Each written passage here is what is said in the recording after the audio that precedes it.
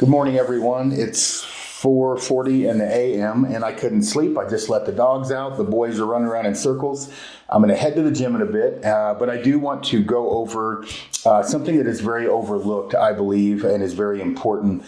This should be along with you every time when you head out into the wild, and that's a repair kit. It's one of those things that at the end of every backpack hunt, end of every backpacking trip, you want to kind of lay out your gear when you get back, look it over, and figure out what you didn't use. And over the course of several trips, you're going to figure out what may be able to come out of the pack because you're just not using it.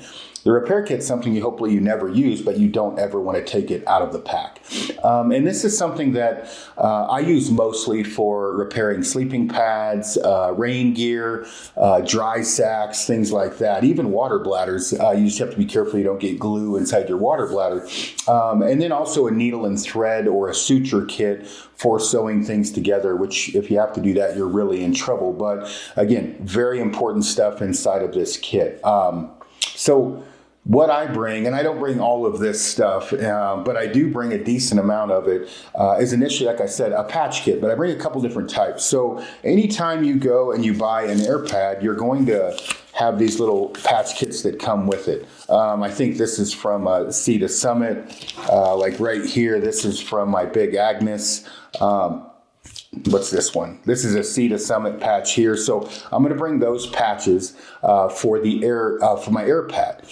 You don't ever obviously want to have a leaky air pad. And so that, with the ones that come with those kits, I pile those up and I bring them, and I may not even have the right one, but you definitely want one for your air pad. And then I'm going to have Gore-Tex patch kits. These right here, I actually just got these in, but that's the same thing as these rounds. This is from Gear Aid, this one's actually from Gore-Tex. Gear Aid makes a ton of stuff for patching up your gear, tenacious tape, things like that. So Gear Aid, get a patch kit from Gear Aid. I'm saying patch an awful lot. You can see here 3M tape on the back. There's all kinds of little sizes and everything else. So I would get a various amount of those, and again, the ones for your air pad. You've got these other little doohickeys here that'll come with patch kits. It's a little glue, gummy kind of a circle. Anyway, bring all of those. Those are very important. Again, I said tenacious tape. That's another one that's a big deal that I would definitely have. I used all mine, so I got to replenish that. The other thing that you're going to want to do, like in this case, I am not doing a very good job. Make sure they're separated so their stuff's not sticking together. But you're also going to bring an alcohol or some alcohol wipes to clean the area that you're actually patching up. Get this stuff separated here. Okay, so you've got the Gore-Tex kits, you've got the air pad kits, you've got tenacious tape, alcohol wipes, all of those things are very important. And then you probably want to bring or make sure you have some kind of a scalpel or scissors if you have like a Leatherman or something like that, but a scalpel works just as well if you're careful with it.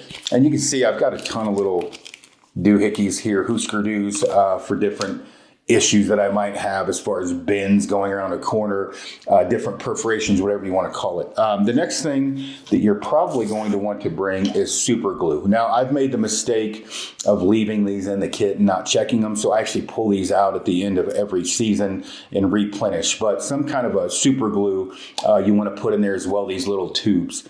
And I pretty much just throw any kind of super glue in there, but gel is probably the best. The next thing, seam grip. Now, I don't pack this with me every time. It's usually maybe more of an extreme type of a trip. But what I'll do and what I would suggest for you is squeeze some of this out so you're not taking the weight, and then take like a fraction of this bottle with you, maybe half or a third of the bottle, whatever, with you. Where this comes into play is holes in your shelter. Again, same with these other patch kits I brought. Holes in your shelter, your down puffy jacket or synthetic puffy jacket. If you get a hole in it, you can just goop some of that on your finger and put that over the hole. Generally, you don't even need a patch over the top of that, but definitely the seam grip, put that on and then put a patch over. That'll help. But seam grip's super handy. Even if your shelter is leaking in spots, you can put it over the stitch lines. So I would definitely have this. And again, on more extreme hunts, maybe take some of this with you. And at the very least, take it with you to go to base camp.